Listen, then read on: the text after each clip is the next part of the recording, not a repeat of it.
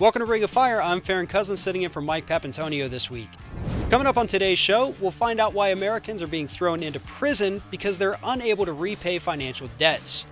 We'll also tell you about the dangers of extreme wealth inequality and how America stacks up against the rest of the world. And we'll give you all the details on Wall Street's plan to make 2015 their most profitable year ever. We have all that and more coming up, but right now, you've just stepped into the Ring of Fire. You can't change Washington from the inside. You can only change it from the outside. Grand jury secrecy rules. For political gain. The press can find out. That has nothing to do with politics, but go ahead. It wouldn't bother me. Oops.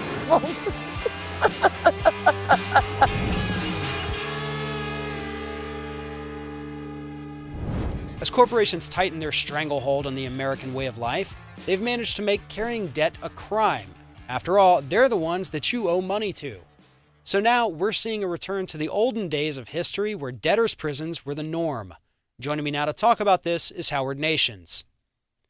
Howard, back in the 1600s and 1700s, debtors' prisons, they were all over. It was very common. If you owed somebody money and you couldn't repay, you would either go to prison, you would be in what they call debt servitude to this person, where they could almost have you as a slave until you worked off your debt. Obviously, in America, we have a huge problem with mounting personal debt. And it looks like, especially over there in Texas, they're kind of revisiting this idea of the debtor's prison. Explain to us what's happening. Well, supposedly debtor prisons, federal debtor prisons, were abolished in 1833, and most of the states followed that on the concept that a loan repayment is a civil matter. It's not a basis for a criminal prosecution. It is, a matter of fact, a violation of the equal protection of the laws. But despite the Constitution and federal laws, a third of our states right now not only allow but enable debtors' prisons. The courts act as bill collectors for private lenders. Now, in Texas, to the credit of the legislature, in 2012, they passed a law that said that creditors cannot use criminal charges to collect private debt in the absence of fraud or an independent crime. Specifically, they were targeting the predatory payday lenders. They said that a payday lender check is not a criminal offense.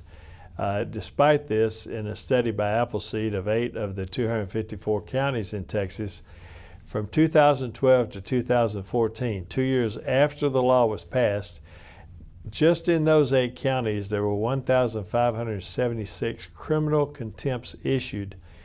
And these are handled en masse in Texas by the Justice of the Peace courts. There's no review by the court. The courts are daily violating state and federal law, and they're serving as bill collectors for the predatory payday lenders. And one of the problems with these courts is that they seem to just be rubber stamping these because they are getting so many of these complaints. I mean, how bad is it? Take us through the process a little bit with what happens in the court. Well, first of all, in many of the 254 counties in Texas, the JP is not a lawyer. They have no idea of the law, no idea of the rules of evidence, no idea of the constitutional rights of the debtors. But as an example, in Texas, there was a Miss Jones who was a 71-year-old receptionist. She lost her job. She borrowed $250 from Cash Plus, which is a payday lender. She gave a check to them for $271, and she gave the debit authorization. That's the key to predatory lending. When she didn't make the repayment, she tried to roll it over. They wouldn't agree. So Cash Plus goes to court in Austin. In the JP court, they filed a criminal complaint. Ms. Jones had moved. She got no notice of the complaint. The judge required no proof. The judge did not even review it. The judge completely violated the law. She issued a criminal warrant. Ms. Jones was served with a constable with an arrest warrant. Her fines now totaled $918.91. She was facing 180 days in jail, so she agreed to the fines. She lost her driver's license. Fortunately, in her case, she got free legal aid and got everything dismissed. But it's a flawed system. The JP in that case, Susan Stieg, in Austin admitted that she automatically files criminal charges based on fraudulent affidavits by, in this case, by Cash Plus, alleging criminal conduct. That's an absolute violation of the 2012 law. But she said she just passes everything up to the county attorney. The county attorney says, I never told her to do that. We're not here to review her work. So what happens is the lender will come into court. They'll have all these affidavits claiming it's a criminal violation, and nobody reviews them. I've seen it happen where they just walk in. They'll have 15, 20, 30, 40 criminal prosecution affidavits. The clerk just simply goes through and calls the person's name. If they're not there, they stamp it. Criminal prosecution, warrant issued for their arrest. If they are there, they're told, okay, you're facing a check charge, you're facing 180 days, up to 180 days in jail and additional fines. How do you plead? And so faced with that, they generally plead guilty and have to pay these outrageous fines. And so $250 becomes $918. It's outrageous that the debtor prison is supposed to have been abolished, but in fact, you've got justice of the peace courts all over the country enabling predatory lending practices.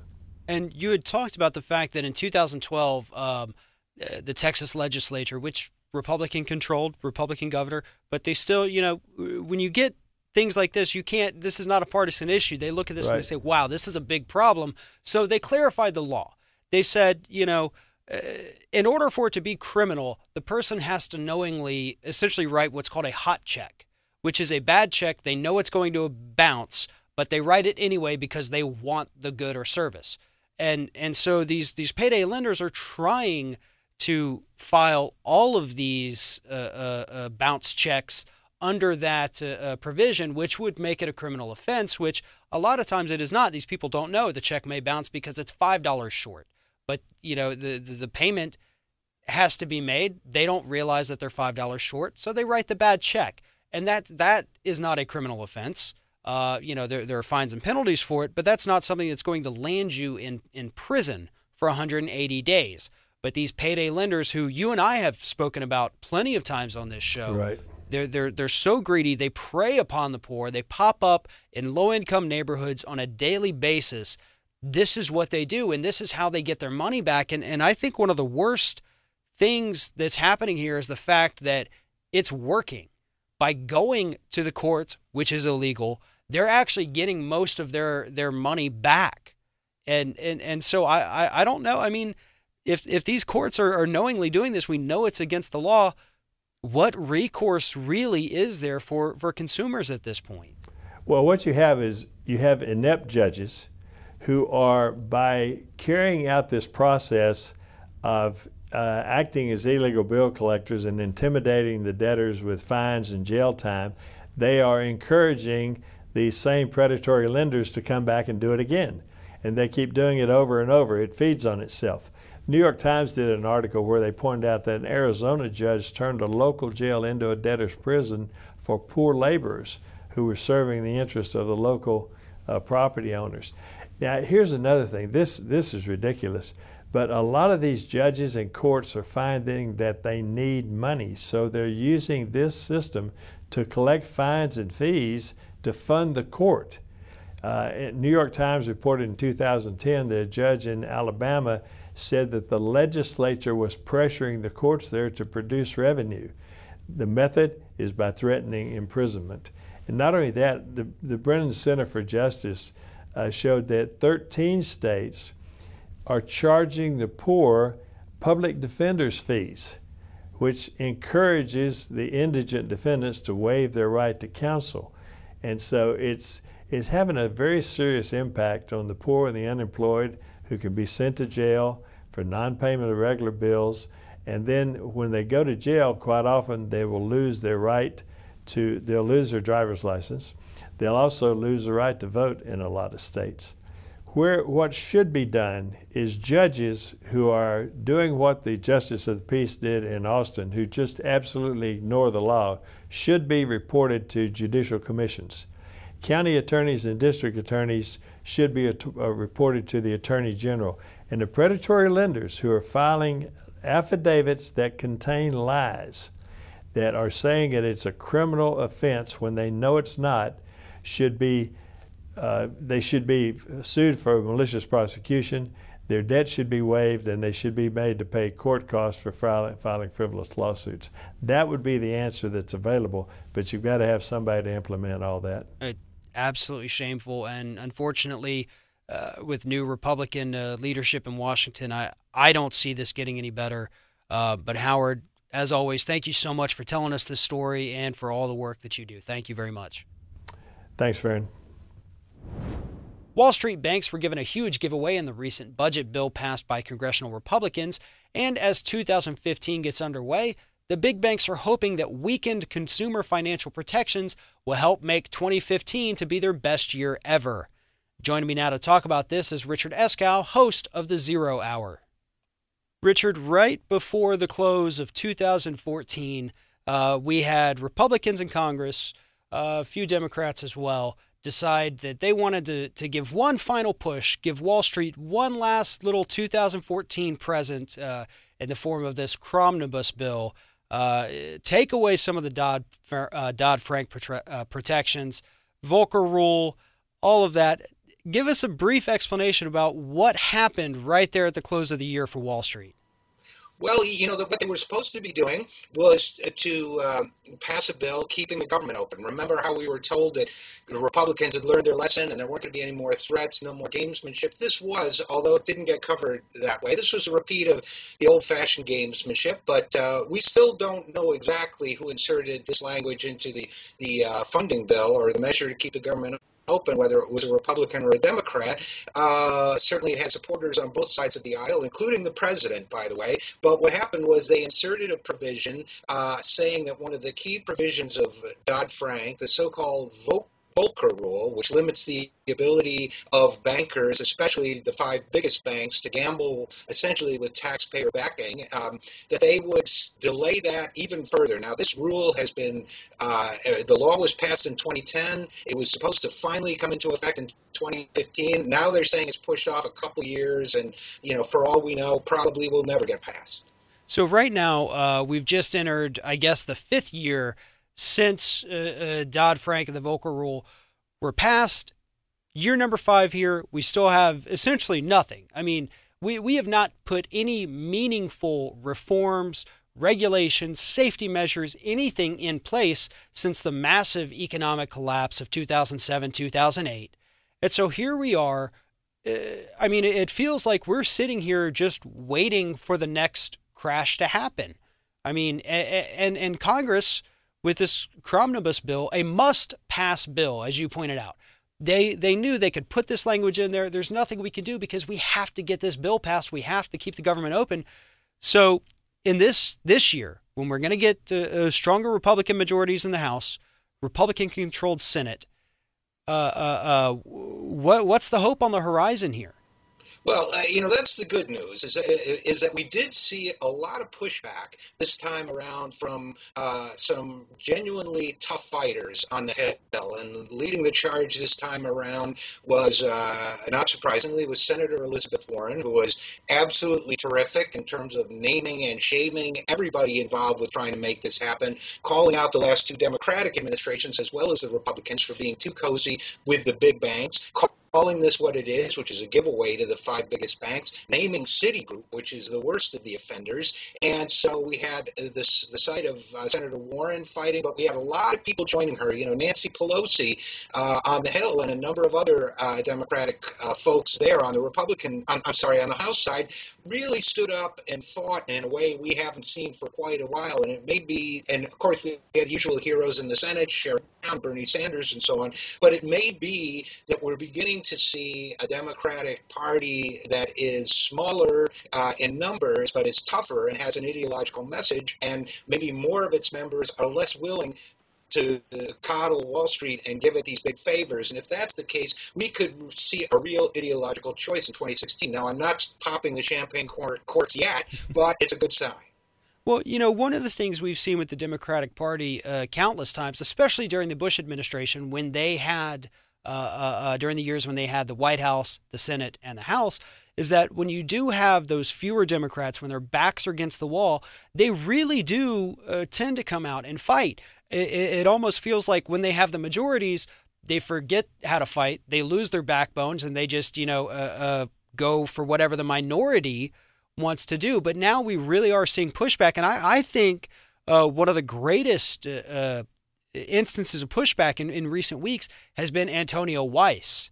I mean, we had a lot of Democrats that you probably wouldn't even expect come out and say, whoa, you cannot put this banker in charge. Obama, what are you thinking? I mean, so where are we now with Antonio Weiss? Well, Antonio Weiss, of course, is the Lazard banker who was appointed to very top posts in Treasury, in charge of all domestic finance issues. And you're right, Elizabeth Warren was the first to come out against him. Basically, the idea that yet another Wall Streeter is being put in charge of our economic policy. It's outrageous. So she's had a number of senators join with her, including the good guys you'd expect. And as you mentioned, a couple you might not. Al Franken is a good guy, but he hasn't necessarily been a leader on banking issues. He's come out against it, if I recall correctly. Joe Manchin, who is not normally thought of as a lefty by any means, has said he's not supporting this choice. So you're really seeing a split. What you're seeing is a number of Democrats are defending him, saying he's a good guy, we should keep backing him. But a number are saying, look, this is not the kind of representation we need and not the kind of leadership we need of our economy. And that, again, that's a promising sign. So, if we go back to the beginning of our conversation here, it had looked like Wall Street heading into 2015, and now that we're into 2015, was going to basically have one of their best years ever. They had gotten their wish list fulfilled at the end of 2014, coming in, rules delayed, they get to continue to gamble with our money, backed by our money. But now, hashing it out a little bit, as you had pointed out in a conversation we had, this is not necessarily the year of Wall Street's big payday. This could be the year of fighting back. About a minute left. What do you think? If you just had to look into your crystal ball, what do you predict for the next 12 months?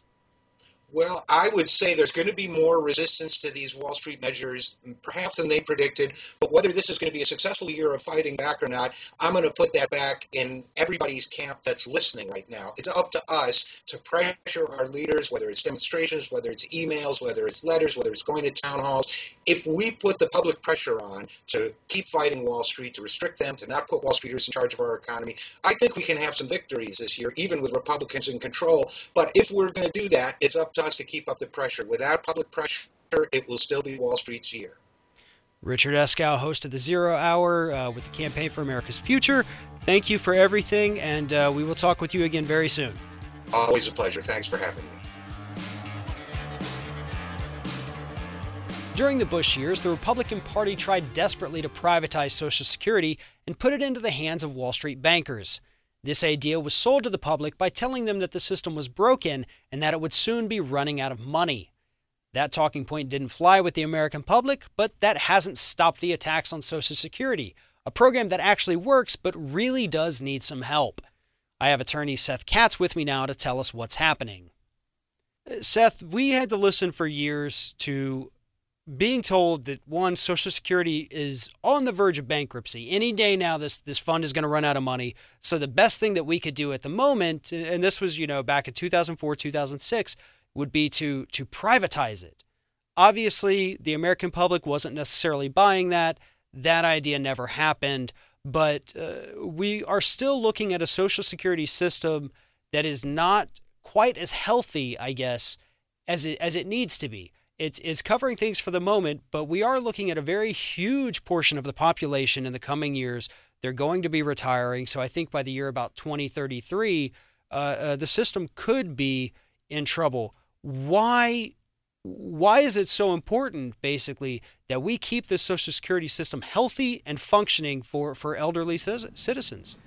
I mean, if you look back to when the act was first enacted, Farron, it's important because the purpose of that, of Social Security, was to give people, get rid of the despair of getting older, get rid of the despair of everyone dying around them stopping work and retiring to a different lifestyle. And that's really what the goal was. The goal was to keep people in a similar lifestyle to what they had when they were working and allow them to enjoy the fruits of the labor that they had put in for 40 or 50 years, with Social Security as a big component of it. Now remember, it wasn't supposed to be the only component. It was supposed to be one of three components. It's supposed to be Social Security, employer-funded pensions, and savings. And, part of the problem is that the Social Security trust, the Social Security, if it runs out of money, that biggest component, if you think of it as a triangle, like the food triangle, Social Security was supposed to be that base layer, that security blanket. And fewer employers are providing employer-funded pensions nowadays. So that level is gone, and savings is reduced also. Wages are down, savings are down. I mean, there's a statistic, a survey that was done. More than half of Americans today have less than $10,000 in savings. So the need for Social Security and the need for that trust to be healthy is really vital to our aging population. And from about the mid-1930s up until the year 2000 was essentially considered what they call the golden age of retirement. That's back when we did have employer pensions that were, fairly decent. We had, many years of great stock market, so those pensions were able to grow. We had a steady stream of Social Security, and believe it or not, people were actually making enough money to where they could put some aside for retirement. So that is, as you pointed out, that's what they called the three-legged stool. And then we went to the pyramid with Social Security as the base, and now it's essentially being called, there's a great new book called Social Security Works.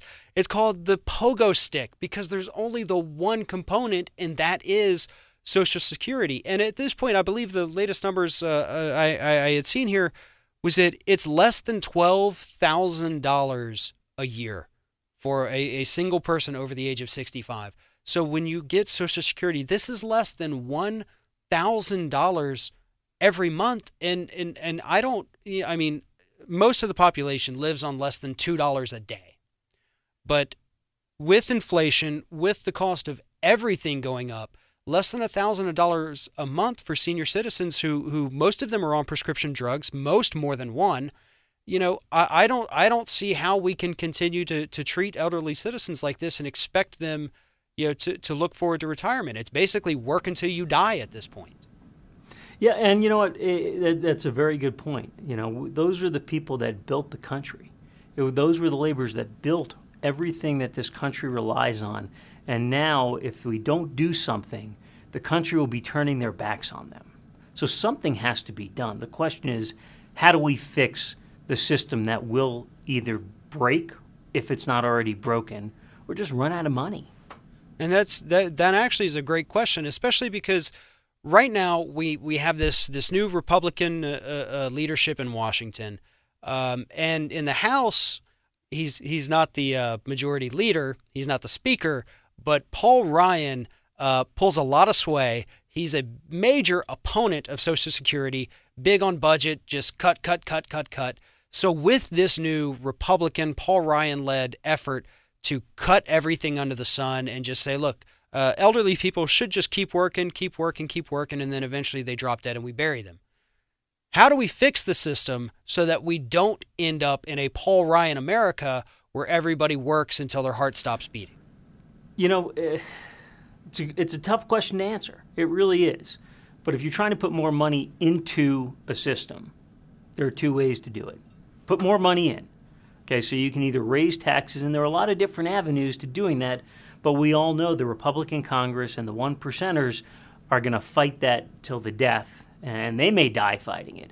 But there are ways to do that. I mean, right now, people who earn more than $117,000 this year, up a little bit from last year, will only pay Social Security tax on the first $117,000. So if you make $200,000 a year like the one percenters, you're not paying Social Security tax on that second amount. So there are different ways to do it. You could either raise the amount from 6.2, which most Americans favor, because it's going into their own pocket. It's delaying.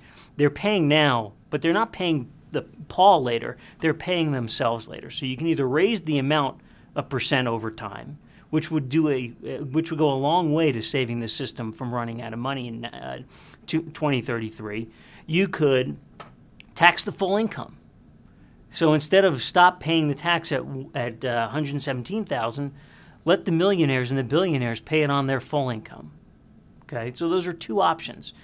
Other options, and one of them, when I was doing some research, was called the means test, about who gets to take out how much. So there are different ways. You can either put more in, you can take less out, and the means test is a way to take less out. That retirees who have an income over a certain level, outside of Social Security, would either take less and maybe scaling down as your income goes up.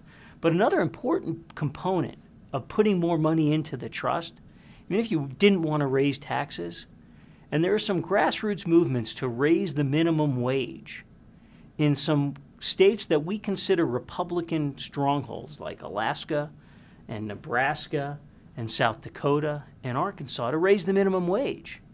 If you raise the minimum wage without raising the tax percentage, more money will go in because wages are up.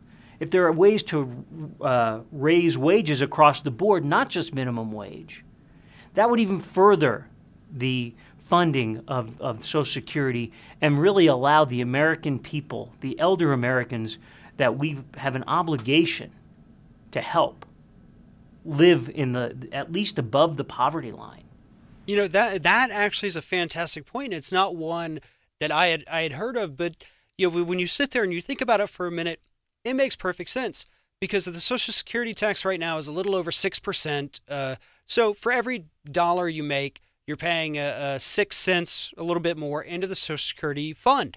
So if you raise that minimum wage from $8 to $15, you've almost doubled the amount that one worker pays into Social Security per hour of work every day. That's brilliant. And that's one of those situations where it's an everybody wins situation, and it's so smart and so common sense that I don't think it will ever take off. I hate to say that. It seems so negative. But when you hear smart ideas, I mean, and this is one that really has just kind of floored me, because it's like, it's a duh moment. You hear that and you're just like, oh my God, that is brilliant. And unfortunately, I kind of feel like brilliant ideas don't even have a place in our political discussion anymore. And unfortunately, that is a shame. But Seth, we're out of time. Brilliant ideas. And thank you so much for telling us this story today. And thank you for all that you do. Thanks, Farron, and Happy New Year. As corporate conduct reaches new lows, whistleblowers are playing a more and more important role in exposing corporate crimes. But corporations are fighting back hard, and retaliation against whistleblowers is now at an all-time high. Joining me now to talk about this is attorney Chris Paulos.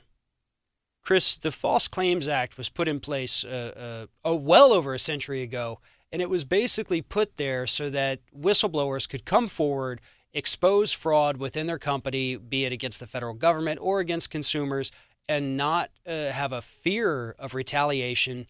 And so today, 2015, the False Claims Act is under attack. Give us a quick overview of what the False Claims Act really provides for workers. Farron, you're absolutely right. The False Claims Act has been around for over 100 years, since the Civil War. It's commonly referred to as Lincoln's Law.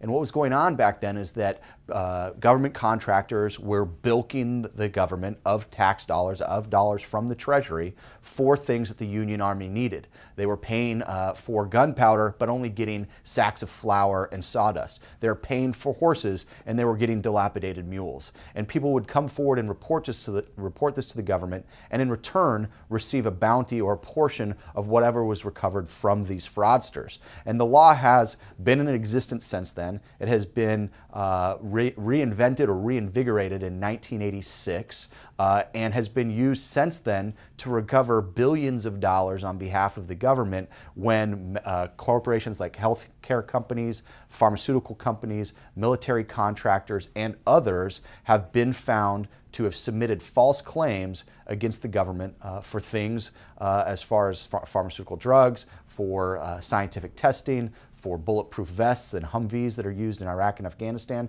Just all sorts of fraud can be addressed through the False Claims Act. So this law that's been in place for close to 150 years at this point, been strengthened roughly one time, maybe 2 or 3 times before that, marginally. But so in the 80s, gets a little bit more teeth. But today, what we're seeing is corporations are going out there. We're seeing more misconduct and fraud against the government, fraud against consumers, than really at any other point in history since probably the Civil War. They're not selling, sacks of flour to the government anymore, but what they're doing is they're selling junk bonds, or they're marking up Medicare codes that don't actually exist, saying that they perform services on a patient when they really didn't do this. It's the same thing, just got a new name at this time. But this law that's put in place to protect these workers, or to give them incentive to come forward, corporations are now fighting back against those employees who dare come forward and, oh my God, tell the truth and say, look, my company is doing some bad things. You guys have to step in and do something. And those employees are the ones who are being punished. Tell us what's happening. Okay, so you're right. The law has been strengthened. And the reason that the government has strengthened this law is that the government realizes that the #1 tool in preventing fraud against the Treasury are whistleblowers. It's not the companies themselves. It's not the crooks that are going to turn themselves in. And these are very sophisticated crooks. And the schemes that they come up with are very, very complex. And they're hard to detect. And oftentimes, the only way that the government can ever learn about these is somebody learning about that from within a company or within an entity, or discovering the fraud on their own accord and stepping forward. And oftentimes, they're stepping forward at great risk to themselves. The bravery that these whistleblowers in the past that we have seen, that they've demonstrated, is extraordinary. They risk their personal lives, they risk their careers, they risk their reputations, and they come forward and they report fraud to the government. And that's why this law has been strengthened in the past, was to provide incentives for people to do that and to provide protections, that is anti-retaliation provisions for whistleblowers. So if they do step forward and report their own company for some fraudulent wrongdoing, they can't be sacked, they can't be blackballed, they can't be steamrollered by this company, and they can't be silenced. And now, after so many years of having a very effective law on the books, these same companies, these companies that have been found in violation of the law, these companies that have had their own employees turn them into the government for egregious wrongdoing, are attacking the very law that they've been found in violation of. They want to take the teeth out of it. They want to remove retaliation provisions. They want to allow the companies themselves to report violations and thereby basically govern themselves. And I think what we can see is what happens when we allow corporations or folks to govern themselves. What happens? The financial crisis of 2008, the loosening of regulations on the banking industry. What has that resulted in? Egregious and rampant fraud and near economic collapse. And so, like you said, these attacks that this law is experiencing are designed to allow the law to fail and not to make it perform any better. And it's worth pointing out that these attacks, the largest group out there is the U.S. Chamber of Commerce and their so-called Institute for Legal Reform. And this Institute for Legal Reform is essentially the group that came up with the concept of tort reform. They went around, they've been selling this for years. They are the ones who created the image of lawyers as ambulance chasers. Those were well-developed talking points that they developed over years and years, sold to the American public, and caused a huge decline in the way the American public views attorneys. And so now they've already demonized the entire law profession. So now they're going after the laws themselves. The Institute for Legal Reform, which is funded by healthcare companies, pharmaceutical companies, and as you pointed out too, military defense contractors, the three main groups that are guilty of fraud against the government, they're going in there, they're trying to take out this law, and they want companies to just say, look, everybody's on the honor system here. we're not going to do anything illegal. And if we do, don't worry, we're going to report it to you. I mean, has that ever worked out in the past when companies say, oops, we did something wrong, go ahead, we need to pay you this fine? Do they ever willingly come forward and say these things to the government? Exactly, Farron. They want people to believe that they're going to be good corporate citizens and turn themselves in, potentially have to force themselves to pay billions of dollars in statutory fines for the conduct that they knowingly or gladly turned a blind eye to. So it's almost laughable what the chamber is wanting to do with the False Claims Act. They're basically saying that because the False Claims Act can't recover every dollar of fraud in existence, that it should be completely dismantled. But what they're not recognizing is that only through external enforcement can these companies be held accountable. We can't trust them to turn themselves in if they discover a multi-billion-dollar fraud within their own company. And what they want to do is, not only do they want to tort reform or limit the ability of a private individual, that is their own employees or a whistleblower, to go to court and to rectify the wrongs that they may commit and to prevent people from having their day in court and to make it incredibly expensive to ever bring a case against them. But now they want to basically water down this law. They want to create some sort of sliding scale of liability where, depending on how culpable they are, their fines would be adjusted commensurate with that, which is ridiculous. You either broke the law or you didn't, and you should pay the penalty or you shouldn't. You shouldn't have some sort of sliding scale that you can adjust yourself and then raise your hand and tell the government that, hey, we owe you some money, we just discovered this. Oh, and by the way, it's really not as bad as it looks because we took care of it ourselves.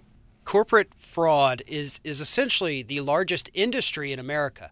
$72 billion every single year in corporate fraud against the government and U.S. consumers. And if they are given the ability to police themselves, you can expect that $72 billion figure to go up. Chris Paulos, thank you so much for telling us this story today.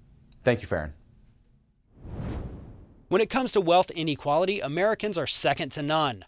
But that extreme inequality that we see today has huge ripple effects throughout the country.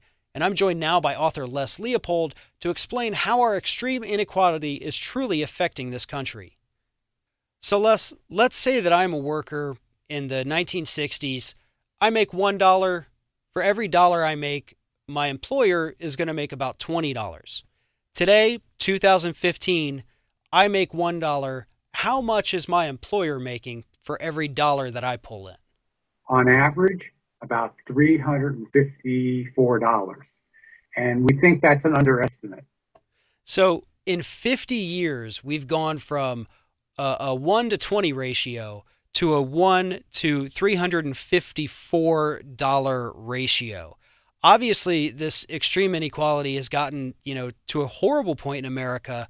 And just for a little bit of parallel, we've seen over in Russia, they're having horrible collapse of their ruble, the value of that. And a lot of it has to do with oil prices. But at the same time, they've also had such an extreme wealth gap between the haves and the have-nots that is also helping to devalue their currency. Now, in the United States, we may not be there yet, but there are quite a few ways in which wealth inequality is severely harming this country. So I just wanted to kind of go through this list with you. You did a great job recently. You put together these 8 ways in which wealth inequality is harming us, a lot of ways that we don't even know. So I just kind of wanted to get it started here. I mean, child poverty is one. Give us a little on that. Where does the United States stand as the wealthiest country in the world on something like child poverty? We're just about the worst amongst the developed nations of the world right now in terms of child poverty. We just have virtually done everything we could do to increase it. By gutting the public sector, by not collecting taxes from the wealthy, and so on. It's a direct consequence of wealth inequality.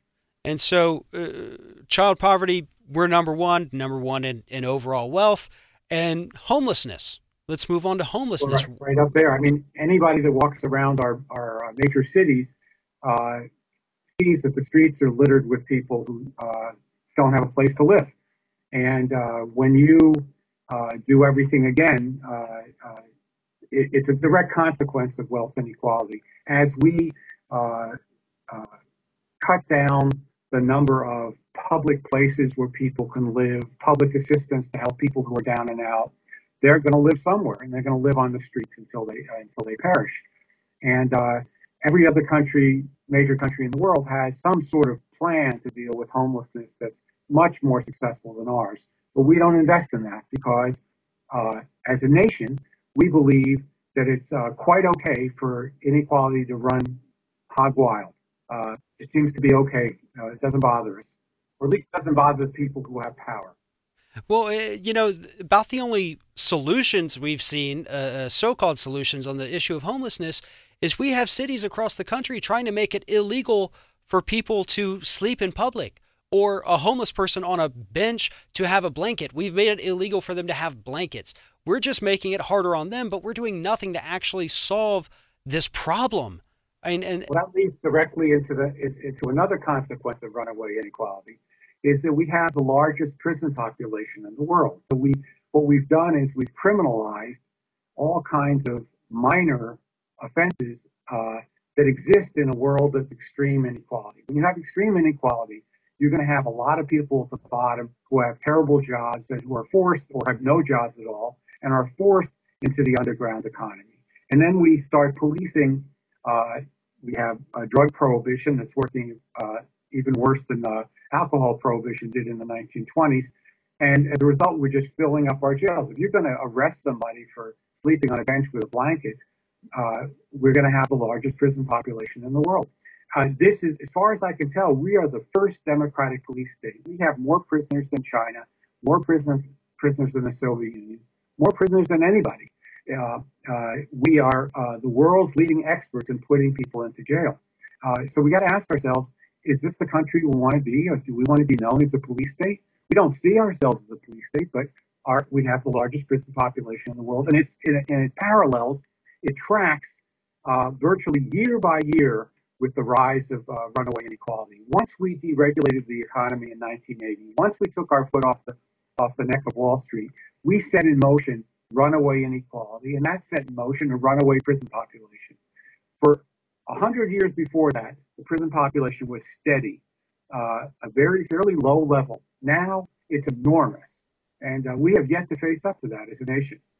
And one of the biggest problems that we have with this income inequality, or I guess almost one of the root causes of it, is the fact that we allow corporate America, Wall Street banks, anybody who's got, more than $10 million, we give them all of these special gifts as a country. We say, hey, you want to avoid taxes? You can ship it off seas. We're going to say that we don't like it, but we're really going to do nothing to you.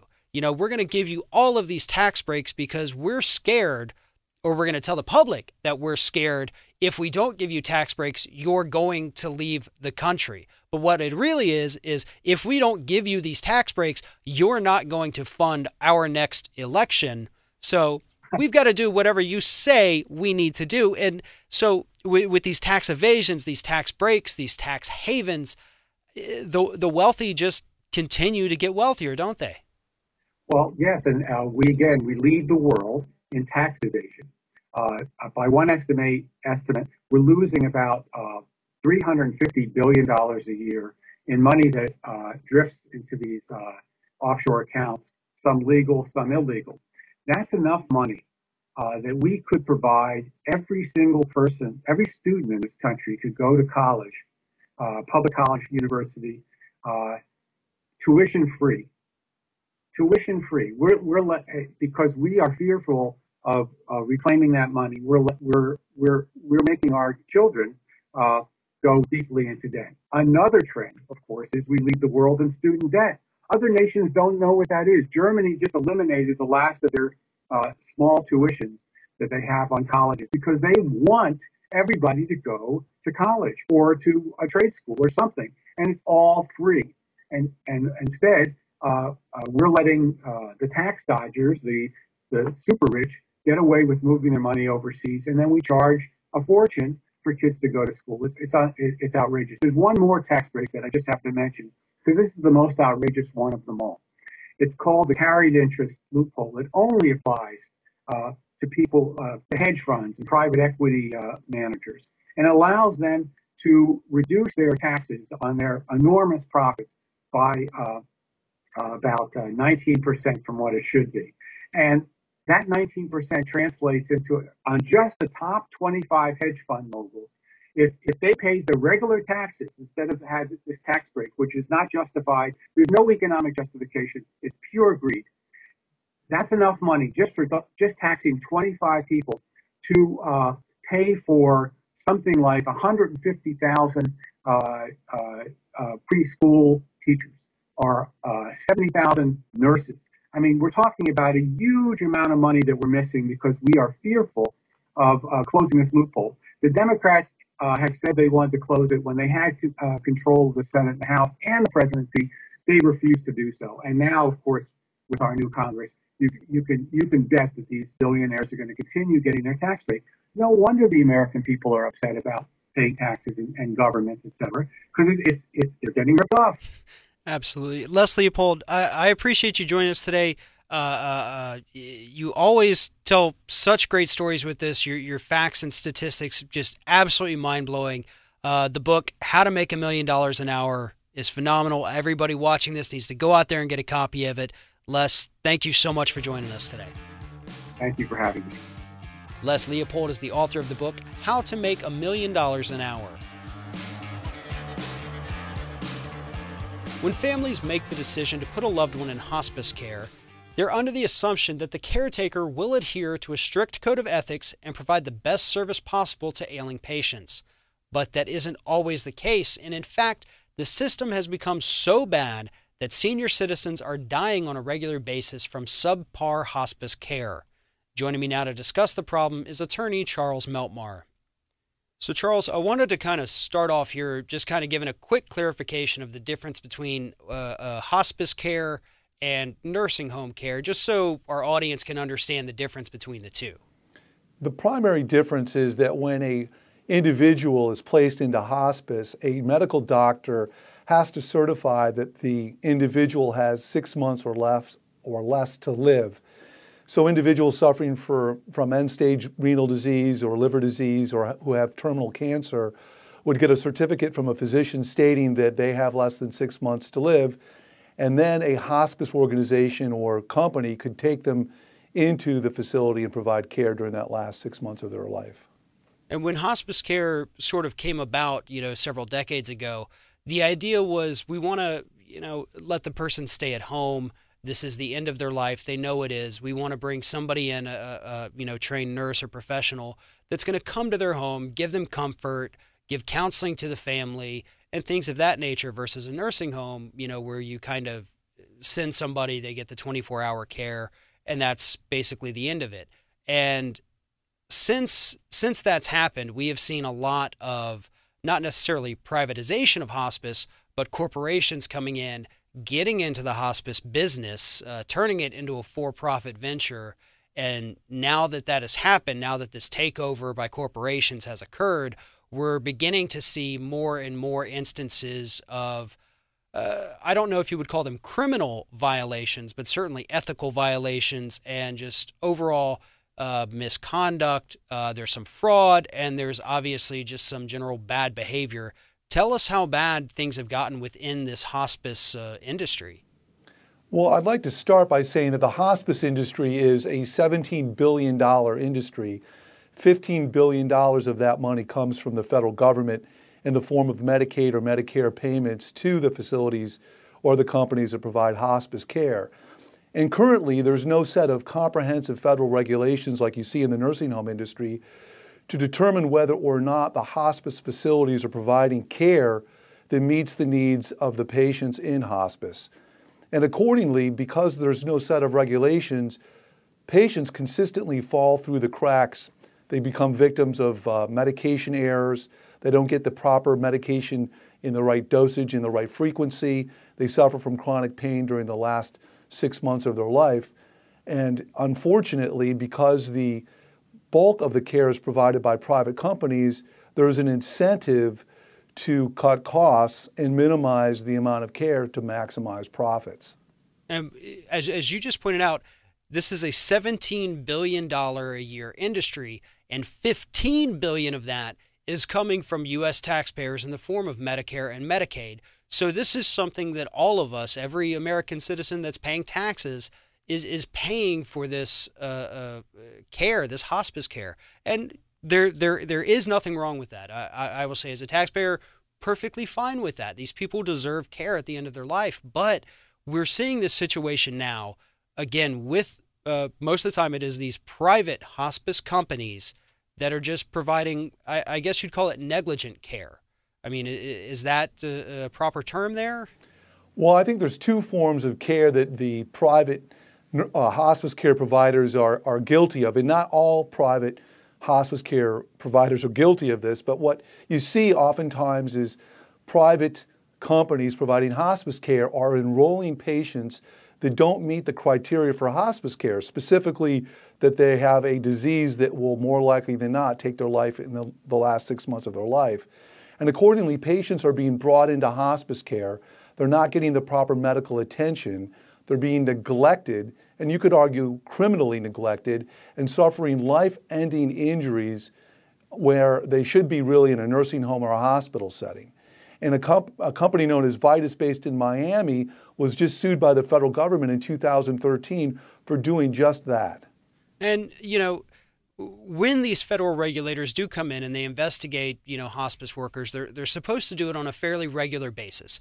They, just take evaluations of the workers, of the company itself. But these investigations or evaluations, I should say, are not taking place on a regular basis. And when they do, I think in the last few years, they found 31,000 violations among all of these companies. And almost 90% of the companies involved have been cited for a violation. Now, some of those 1 or 2 violations, some of them have been more than 20, but 90% of these companies or entities have been found to have violations.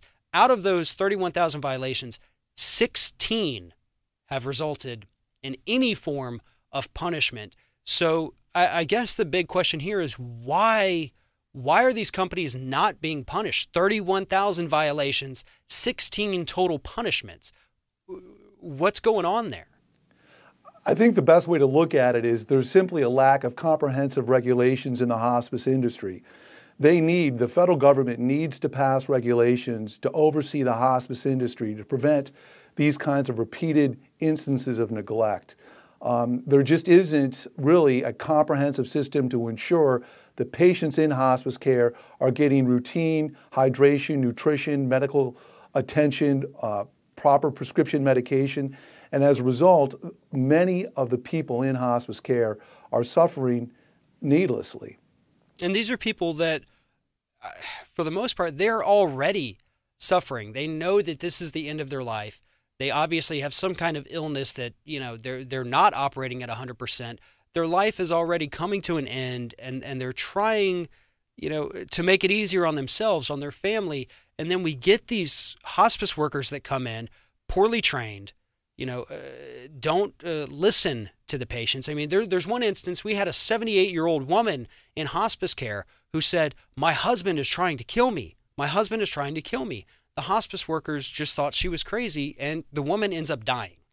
Then we have other instances where workers so poorly trained that they either don't give the medication because they believe that the elderly person who is dying is just trying to steal the drugs, or that family members are trying to steal the drugs, or they simply forget to give the medication, or they give the wrong dose, and it kills these people even faster in more painful and gruesome ways. And so I know you and your law firm there, you have taken on a lot of nursing home cases. Have you seen anything in this minute and a half we have left, any kind of litigation involving these hospice carers? Yes, I had a case just recently where a woman who was suffering from a rare form of terminal cancer was given a dose of morphine by injection and then wheeled outside into the entranceway, given a cigarette. The cigarette was lit for her, and the attendant walked back in the facility And because the hospice patient was blind in one eye and had paralysis in one arm, when she dropped the cigarette, she didn't see where it went, and she was wearing flammable clothes, and her shirt completely went up in flames, burning her from her waist to the top of her head. Her face was horrifically disfigured, and she died with that kind of disfigurement and in that kind of pain. It was a terrible case. We filed the suit, and the facility immediately settled. But that's an example of a facility not properly training their staff because there's not a set of regulations in place to monitor residents to ensure that they're provided adequate and safe care. And to me, this just kind of seems like another instance where when corporations don't want to behave the way they should, when the federal government refuses to step in, really for consumers in like this and so many other cases, the last line of defense really is trial lawyers like yourself and Mike Papantonio, who's usually in this chair. Charles, we are out of time, but thank you so much for talking to us about this today. All right, well, thank you. And that's it for this week's Ring of Fire, but you can keep up with us throughout the week online at ringoffireradio.com, on Twitter at Ring of Fire Radio, and on Facebook. I'm Farron Cousins, and we'll see you next week right here on Ring of Fire.